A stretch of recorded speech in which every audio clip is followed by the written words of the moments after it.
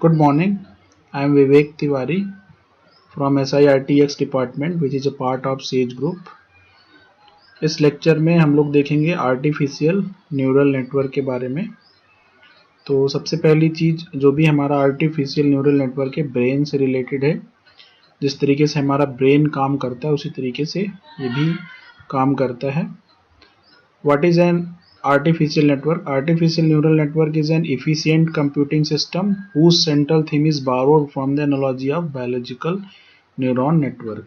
तो जो biological neural network होता है मीन्स हमारा माइंड कैसे काम करता है उसी कॉन्सेप्ट पे ये भी काम करता है। इसे हम artificial neural system, parallel distributed processing system, connectionist system भी बोलते हैं। ANN require a large collection of units that are interconnected in some pattern to allow communication between the unit। इसमें एक यूनिट बहुत सारी यूनिट्स होती जो आपस में कनेक्ट होती जिनकी मदद से ये कोई भी सिग्नल को ट्रांसफर करते हैं। These unit also referred to as nodes or neuron, या हम इन्हें सिंपल प्रोसेसर्स भी बोल सकते हैं जो कि पैरेलल प्रोसेसिंग के कॉन्सेप्ट पे वर्क करती हैं। Every neuron is connected with other neuron through a connection link. Each connection link is associated with weight that has information about the input signal। यहाँ पे लिंक और वेट की बात की गई तो इसको हम समझ लेते हैं एक एग्जांपल से। मान लीजिए आपको प्यास लगी हुई है और उसी समय में आपके घर में किसी ने बेल बजा दी तो आपके दिमाग को दो सिग्नल मिलते हैं, पानी पीना है आपको या फिर जाके दरवाजा खोलना है। तो यहाँ पर अब आपके दिमाग को डिसाइड करना पड़ेगा कि आपको दरवाजा खोलने जाना है या पानी पीने जाना है। मान लीजिए आपने दरवाजा खोल दिया, इसका मतलब जो दरवाजा खोलने वाला सिग्नल आपके दिमाग में आया तो उसका वेट ज़्यादा है। तो इस तरीके से ये काम करता है, हम और आगे देखेंगे। This is the most useful information of neuron to solve particular problem because the weight usually excite और inhibit the signal that is being. तो वही बात हो रही है कि वेट बहुत इंपॉर्टेंट है। जैसे आपके पास बहुत सारे काम आ जाते हैं तो कौन सा काम होगा ये उसके वेट पे, उसकी importance पे डिपेंड करता है। Each neuron has an internal state which is called activation signal, output signal। तो यहाँ पे ये टर्म बहुत इंपॉर्टेंट है, एक्टिवेशन सिग्नल, आउटपुट सिग्नल। तो यहाँ पर कोई भी सिग्नल आता है तो आपका आउटपुट क्या होना चाहिए। तो जैसे पानी पीना एक आउटपुट हो गया, दरवाजा खोलना एक आउटपुट हो गया। तो टेक्निकली हम इन्हें एक्टिवेशन सिग्नल या आउटपुट सिग्नल भेज देते हैं। तो ऐसे बहुत सारे एक्टिवेशन सिग्नल हो सकते हैं। जैसे आपके बॉडी की बात करें तो आपके बॉडी के बहुत सारे काम है, ब्रश करना है, खाना खाना है, पानी पीना है। तो कब कौन सा काम होगा उसके माइंड कुछ रूल सेट कर लेता है। तो इस तरीके से हम भी कुछ रूल्स उनके बना सकते हैं। यहाँ पर हम देख सकते हैं कि जो हमारा बायोलॉजिकल न्यूरॉन कैसा दिखता है। तो ये न्यूरॉन का एक बायोलॉजिकल स्ट्रक्चर है। यहाँ पर हम देख सकते हैं इसे हम सोमा बोलते हैं, एक्सॉन बोलते हैं, डेंड्राइट्स बोलते हैं। इनको हम नेक्स्ट स्लाइड में डिस्कस करेंगे।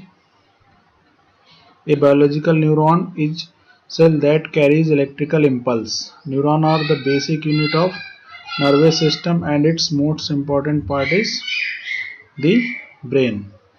Every neuron is made of a cell body, dendrites and axon। Dendrites and axon are nerve fiber। There are about 86 billion neuron in the human brain।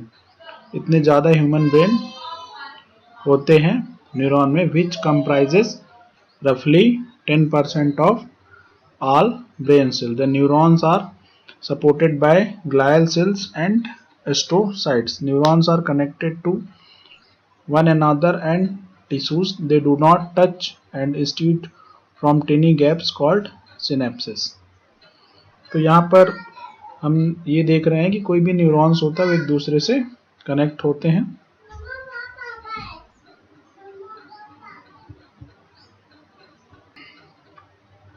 Biological neuron जैसा कि हमने diagram में देखा, इसमें dendrites होता है। Dendrites का क्या काम होता है, it receive signal from other neurons. Soma it sum all the incoming signal to generate input. Axon when the sum reaches a threshold value neuron fire and signal travel down the axon to other neurons। इनका मतलब ये है कि dendrites से हमें signals मिलते हैं, सोमा उन सिग्नल्स, जैसा कि हमने एग्जांपल लिया था, मान लीजिए हमें प्यास लगी है, दरवाजा खोलना है, तो हमारे पास दो सिग्नल्स आए। तो इसी तरह से हमारे ब्रेन में भी कई सिग्नल्स आते हैं। सोमा जो है उनको सम करता है और डिसाइड करता है कि कौन सा इनपुट के हिसाब से काम करना है। एक्सॉन्स उसे आगे बढ़ाता है। सिनेप्सिस दो न्यूरॉन्स के बीच में किस तरह से कनेक्शंस एस्टेब्लिश होंगे ये डिसाइड करता है।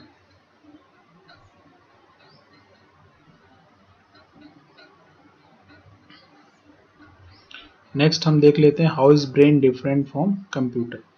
तो इससे बहुत सारी चीज़ें क्लियर हो जाएंगी आपको। Biological neurons are nerve cells. यहाँ पे हम इसकी जगह सिलिकॉन ट्रांजिस्टर यूज़ करते हैं। 2 billion neurons, 32 trillion interconnection, 1 billion byte RAM, trillion of byte of disk, neuron size 10 to 6 metre, single transistor size 10 to 9 metre, energy consumption 6 to 10 joule operation per second, 10 to 16 joule operation per second. Learning capability, programming capability, अपने आप सीखता है, इसको programme करना पड़ता है। तो यहाँ पे हम ब्रेन और कंप्यूटर्स के बारे में डिफरेंस देख सकते हैं। Next, comparison of artificial neural network and biological neural network. As this concept borrowed from ANN, there are a lot of similarity though there are difference too. Similarities are in the following table. तो ये similarities हैं। यहाँ पे सोमा होता है, यहाँ पे node होता है, यहाँ पे डेंड्राइट्स होता है, यहाँ पे इनपुट्स होते हैं, यहाँ पे सिनेप्स होते हैं, यहाँ पे वेट या इंटरकनेक्शन होते हैं, यहाँ पे एक्सॉन्स होते हैं, यहाँ पे आउटपुट। तो ये आर्टिफिशियल और बायोलॉजिकल न्यूरॉन नेटवर्क के बीच का डिफरेंस हो गया। फिर following table show the sum difference between ANN processing, massive parallel slow but superior than ANN। थोड़ा स्लो होता है लेकिन ANN से ज़्यादा अच्छा होता है। मैसिव पैरेलल बट फास्ट होता है।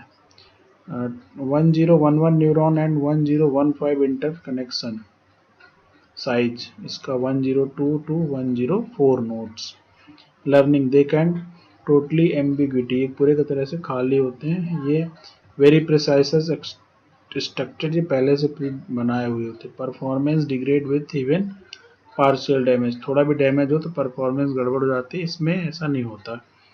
Store the information in synapses, synapses में इंफॉर्म होती है, इसमें मेमोरी में हम इंफॉर्म करते हैं इंफॉर्मेशन। तो ये एक आर्टिफिशियल न्यूरॉन है जहाँ पे ये हमने डेंड्राइट्स बना दिए हैं। फिर ये सोमा सेल बॉडी होता है, थ्रेशोल्ड होता है, एक्सॉन्स होता है। तो यहाँ से इनपुट्स आता है, यहाँ पे उसकी प्रोसेसिंग होती है, यहाँ पे थ्रेशोल्ड से कंपेयर होता है और यहाँ पे आउटपुट। तो मान लीजिए मैं 3 एग्जांपल लेता हूँ। जैसे आपको प्यास लगी, टीवी देखना है, कोई दरवाजे से आता है, 3 सिग्नल्स आ गए यहाँ पे। अब तीनों सिग्नल यहाँ पे प्रोसेस होंगे। अब मान लीजिए तीनों ही काम जरूरी नहीं है, तो यहाँ पे एक थ्रेशोल्ड होगा कि वो तीनों का सम होगा और वो जरूरी है नहीं, अगर है तो ही हम काम करेंगे। कई बार ज़बरदस्ती के कुछ एडवर्टाइजमेंट आ रहे हैं टीवी में, कुछ भी हमें नहीं देखना है तो हम मतलब उस थ्रेशोल्ड क्रॉस नहीं हुआ। तो यहाँ पे भी जैसे सिग्नल्स आ रहे हैं बहुत सारे, तो एक थ्रेशोल्ड से कंपेयर किया जाएगा कि हाँ करना है कि नहीं करना है। अगर कोई भी कंपेयर करने पे ज़्यादा होता है, जैसे अपने प्यास लगे, पानी पीना ही है, तो चेक करेगा तो थ्रेशोल्ड से जैसे ज़्यादा हो तब तो पानी पीना ही है। तो इस तरीके से यहाँ पे पूरी प्रोसेसिंग होती है। तो model of artificial neural networks, the dendrites.